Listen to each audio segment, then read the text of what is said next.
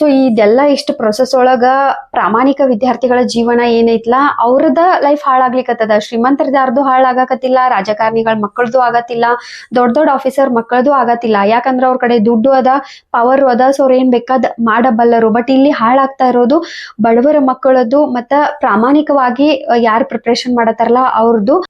Hello friends, welcome back to my YouTube channel. So ಸದ್ಯಕ್ಕಿಲ್ಲ KS interview ನಡೀತದೋ ಇಲ್ಲೋ ಅದು ಗೊತ್ತಿಲ್ಲ, ಯಾವಾಗ ಡೇಟ್ ಬರ್ತೈತಿ ಅದು ಗೊತ್ತಿಲ್ಲ, ಅಥವಾ ನೋಟಿಫಿಕೇಶನ್ ರದ್ದು ಆಗ್ತೈತಿ ಅದು ಗೊತ್ತಿಲ್ಲ. ಸೊ ಎಸ್, KPSC ಕಡೆಯಿಂದ ಒಂದು FDA ಇರಲಿ, SDA ಇರಲಿ, PDO ಇರಲಿ, ಅಥವಾ ಅಡ್ಮಿನಿಸ್ಟ್ರೇಟಿವ್ ಪೋಸ್ಟ್ KS ಆಗಿರ್ಲಿ, ಯಾವುದೇ ಒಂದೇ ಒಂದು ನೋಟಿಫಿಕೇಶನ್ ಕೂಡ ಒಂದು ಭ್ರಷ್ಟಾಚಾರ ಇಲ್ದ, ಅಥವಾ ಕ್ವಶನ್ ಪೇಪರ್ ಲೀಕ್ ಆಗ್ದ, ಅಥವಾ ಏನಾದ್ರೂ ಒಂದು ಇಶ್ಯೂಗಳಿಲ್ದ ಒಂದೇ ಒಂದು ನೋಟಿಫಿಕೇಶನ್ಗಳು ಕೂಡ ಇತ್ತೀಚೆಗೆ ಕರೆಕ್ಟ್ ಆಗಿ ಇನ್ ಟೈಮ್ ಒಳಗ ಪ್ರಾಪರ್ ಆಗಿ ಒಂದೇ ಒಂದು ನೋಟಿಫಿಕೇಶನ್ಗಳು ಕೂಡ ಕಂಪ್ಲೀಟ್ ಆಗಿಲ್ಲ. ನಿಜವಾಗ್ಲೂ ಬಹಳ ಬೇಜಾರಾಗ್ತದ. ಎಷ್ಟು ಒಂದು ವಿದ್ಯಾರ್ಥಿಗಳು ರಾತ್ರಿ ಹಗಲು ಪ್ರಿಪೇರ್ ಮಾಡಿರ್ತಾರ. ಒಂದು ಕನ್ನಡ ಮಾಧ್ಯಮ ಮತ್ತೆ ಕರ್ನಾಟಕದ ಒಂದು ಸ್ಟೂಡೆಂಟ್ಸ್ ಅಂದಾಗ ಅವರು ಜಾಸ್ತಿ ಅವ್ರ ಫೋಕಸ್ ಏನಿದ್ರು KPSC ಒಂದು ನೋಟಿಫಿಕೇಶನ್ ಗಳಾಗಿರ್ಬೋದು, KE ಆಗಿರ್ಬೋದು, ಕರ್ನಾಟಕ ಒಳಗ ವರ್ಕ್ ಮಾಡೋ ಒಂದು ಫೋಕಸ್ ಜಾಸ್ತಿ ಇರೋದ್ರಿಂದ ಅವರು ಪೂರ್ತಿ ಸಂಪೂರ್ಣವಾದಂತ ಪ್ರಿಪರೇಷನ್ ಅದ್ರ ಮೇಲೆ ಇರ್ತದ. ಒಂದು ಎಷ್ಟೋ ಜನ ಕೆಲಸಗಳನ್ನ ಬಿಟ್ಟು ಮಾಡ್ತಿರ್ತಾರ, ಎಷ್ಟೋ ಜನ ಪ್ರೈವೇಟ್ ಅಪಾರ್ಚುನಿಟೀಸ್ನೆಲ್ಲ ಬಿಟ್ಟು ಕಸ ಒಂದು ಗೌರ್ಮೆಂಟ್ ಜಾಬ್ ಸಲುವಾಗಿ ಪ್ರಿಪರೇಷನ್ ಮಾಡ್ತಿರ್ತಾರ. ಸೊ ಎಸ್, 2ನೇ ತಾರೀಕು ಒಂದು ಮಾರ್ಚ್ 2ನೇ ತಾರೀಕು ಇವ್ರು 1:3 ಒಂದು ಲೀಸ್ಟ್ ನ ಬಿಟ್ರು. ಮೇನ್ಸ್ ಒಳಗ ಯಾರೆಲ್ಲ ಕ್ಲಿಯರ್ ಮಾಡಿದ್ರಲ್ಲ ಒಂದು 1:3 ಲೀಸ್ಟ್ ನ ಬಿಟ್ರು. ಅಂಡ್ ವ್ಯಕ್ತಿತ್ವ ಪರೀಕ್ಷೆಗೆ ಮತ್ತ ಮೂಲ ದಾಖಲಾತಿಗಳ ಪರಿಶೀಲನೆಗೆ 23/3/2026ರಿಂದ 4/5/2026 ಒಂದು ನಡೆಸಲು ನಿಗದಿನೂ ಮಾಡಿದ್ರು. ಬಟ್ ಅಷ್ಟ್ರೊಳಗಾಗಿನ ಎಷ್ಟೆಲ್ಲ ಒಂದು ಇಶ್ಯೂಗಳಾತಂದ್ ನಿಮಗೂ ಗೊತ್ತದ. ಒಂದೇ ಒಂದು ಕೊಠಡಿ ಒಳಗ 15 ಜನ ಎಕ್ಸಾಮ್ ನ ಕ್ಲಿಯರ್ ಮಾಡ್ತಾರ. ಅಲ್ಲಿ ಎಷ್ಟೋ ಜನ ರಾಜಕಾರಣಿಗಳ ಒಂದು ರಿಲೇಟಿವ್ಸ್ ಆಗಿರ್ಬೋದು, ಅಥವಾ ಆಲ್ರೆಡಿ ಆಫೀಸರ್ ದೊಡ್ಡ ಆಫೀಸರ್ ಮಕ್ಕಳಾಗಿರ್ಬೋದು, ಅವರು ಒಂದು ರಿಲೇಟಿವ್ಸ್ ಗಳ ಹೆಸರೆಲ್ಲ ಇರೋದ್ರಿಂದ ಡೆಫಿನೆಟ್ಲಿ ವಿದ್ಯಾರ್ಥಿಗಳಿಗೆ ಬಹಳನ ಒಂದು ವರ್ಸ್ಟ್ ಸಿಚುವೇಶನ್ ಅಂತ ಹೇಳ್ಬೋದು ಇದು. ಯಾಕಂದ್ರ ಇವಾಗರ ಜಸ್ಟ್ 1 ವೀಕ್ ಆಗಿಲ್ಲ, ರಸ್ತೆಗಿಳಿದು ಹೋರಾಟ ಮಾಡಿ ಮುಂದೊಂದು ನೋಟಿಫಿಕೇಶನ್ಸ್ ಗಳು ಬರ್ಲಿ ಅಂತ ಹೇಳಿ ಹೋರಾಟ ಎಲ್ಲ ಮಾಡಿದಾರ. ಎಲ್ಲೋ ಒಂದು ಹೋಪ್ ಒಳಗದಾರ ಹೊಸದಾಗಿ ನೋಟಿಫಿಕೇಶನ್ಸ್ ಗಳು ಬರ್ತಾವು ಅಂತ. ಈ ಗ್ಯಾಪ್ ಒಳಗ ಈ ತರ ಆಲ್ರೆಡಿ ಆದಂತ ನೋಟಿಫಿಕೇಶನ್ಗಳೊಳಗ ಈ ತರ ಮೋಸಗಳಾಗಕತ್ತು. ಈ ತರ ಸಿಚುವೇಶನ್ ಆದ್ರ ಹೋರಾಟ ಮಾಡುದರ ಯಾಕ, ಪ್ರಿಪ್ರೇಷನ್ ಮಾಡುದರ ಹೆಂಗ, ಮುಂಬರುವ ಒಂದು KPSC ನೋಟಿಫಿಕೇಶನ್ ಗಳನ್ನ ಅಥವಾ KPSC ಮೇಲೆ ಒಂದು ಭರವಸೆ ಇಡೋದಾದ್ರೂ ಹೆಂಗ. ಅಂಡ್ ಈ KS ಏನೈತ್ಲ ಇದು ಪ್ರೊಸೆಸ್ ಮುಗಿಯೋಂಗ ಕಾಣಿಸ್ವತ್ತ. ಫಸ್ಟ್ 2 ಸಲ ಪ್ರಿಲಿಮ್ ಪರೀಕ್ಷೆನ ಆಯ್ತು, ಮೇನ್ಸ್ ಒಳಗ್ ಇಶ್ಯೂ ಆಯ್ತು, ಇವಾಗ ರಿಸಲ್ಟ್ ಬಂದ್ಮೇಲೆ ಇದೊಂದು ತರ ಇಶ್ಯೂ ಆಗೈತಿ. ಎಸ್, ಇಲ್ಲಿ ಕೆಲವು ಆನೆಸ್ಟ್ ವಿದ್ಯಾರ್ಥಿಗಳು ಯಾರಿಗೆಲ್ಲ ಮೋಸ ಆಗೈತಿ ಅವ್ರು ಸ್ಟೇನು ತರ್ತಾರ, ಲೋಕಾಯುಕ್ತಕ್ಕೂ ಮನವಿಗಳು ಅಪೀಲ್ಗಳು ಹೊಂಟಾವ, ಕೋರ್ಟಿಗೆ ಹೋಗ್ತಾರ. ಇಂಥ ಟೈಮ್ ಒಳಗೆ ಪ್ರೊಸೆಸ್ ಮುಂದ್ ಹೋಗಕ್ ಸಾಧ್ಯ ಆದ್ರೂ ಹೆಂಗದ.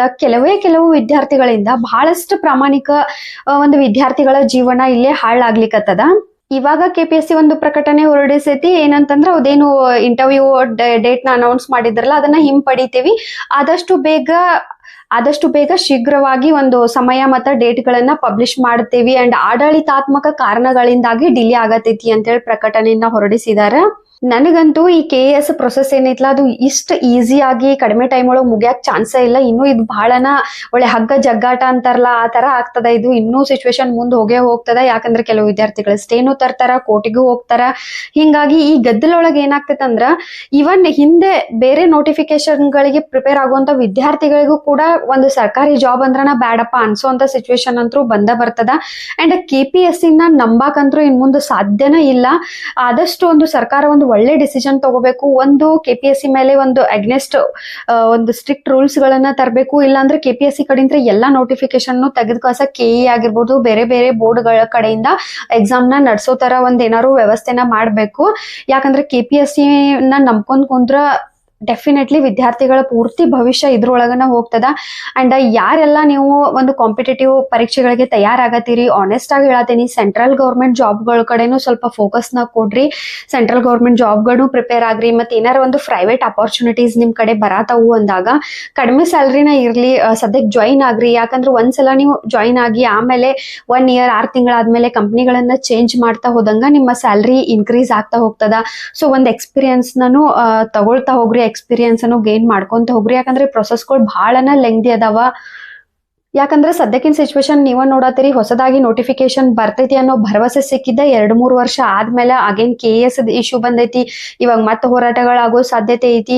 ಅದಾದ್ಮೇಲೆ ಮತ್ತೆ ನೋಟಿಫಿಕೇಶನ್ ಬಂದು ಆ ನೋಟಿಫಿಕೇಶನ್ ಒಳಗೆ ಪರೀಕ್ಷೆ ಆಗಿ ಮತ್ತೆ ಅಲ್ಲಿ ಅಕ್ರಮ ಸಾಬೀತಾಗಿ ಆ ಪರೀಕ್ಷೆ ರದ್ದಾಗಿ, ಸೊ ಇದೆಲ್ಲ ಇಷ್ಟು ಪ್ರೊಸೆಸ್ ಒಳಗ ಪ್ರಾಮಾಣಿಕ ವಿದ್ಯಾರ್ಥಿಗಳ ಜೀವನ ಏನೈತ್ಲ ಅವ್ರದ ಲೈಫ್ ಹಾಳಾಗ್ಲಿಕ್ಕತ್ತದ. ಶ್ರೀಮಂತರದ್ದು ಯಾರ್ದು ಹಾಳಾಗಕತ್ತಿಲ್ಲ, ರಾಜಕಾರಣಿಗಳ ಮಕ್ಕಳದು ಆಗತ್ತಿಲ್ಲ, ದೊಡ್ಡ ದೊಡ್ಡ ಆಫೀಸರ್ ಮಕ್ಕಳದು ಆಗತ್ತಿಲ್ಲ. ಯಾಕಂದ್ರೆ ಅವ್ರ ಕಡೆ ದುಡ್ಡು ಅದ, ಪವರ್ ಅದ, ಸೊ ಅವ್ರ ಏನ್ ಬೇಕಾದ್ ಮಾಡಬಲ್ಲರು. ಬಟ್ ಇಲ್ಲಿ ಹಾಳಾಗ್ತಾ ಇರೋದು ಬಡವರ ಮಕ್ಕಳದ್ದು ಮತ್ತ ಪ್ರಾಮಾಣಿಕವಾಗಿ ಯಾರು ಪ್ರಿಪ್ರೇಷನ್ ಮಾಡತ್ತಾರಲ್ಲ ಅವ್ರದ್ದಾಗಿ. ಎಸ್, ಪ್ರತಿಯೊಬ್ಬರ ಕನಸುಗಳು ಇರ್ತಾವ, KS ಆಗ್ಬೇಕು, PDO ಆಗ್ಬೇಕು ಅಂತ ಹೇಳಿ. ಬಟ್ ಆ ಕನಸು ಜೊತೆ ಜೊತೆ ಪ್ರಿಪ್ರೇಷನ್ ಮಾಡೋದು ಬಿಡ್ರಿ ಅಂತ ನಾ ಹೇಳತ್ತಿಲ್ಲ. ಬಟ್ ಪ್ರಿಪ್ರೇಷನ್ ಜೊತೆಗೆ ಪ್ಲಾನ್ B ಅನ್ನೋದ್ರ ಕಡೆ ನಾನು ಫೋಕಸ್ ಮಾಡ್ರಿ. ನೆಕ್ಸ್ಟ್ ವಿಡಿಯೋ ಒಳಗೆ ಸಿಗೋಣ.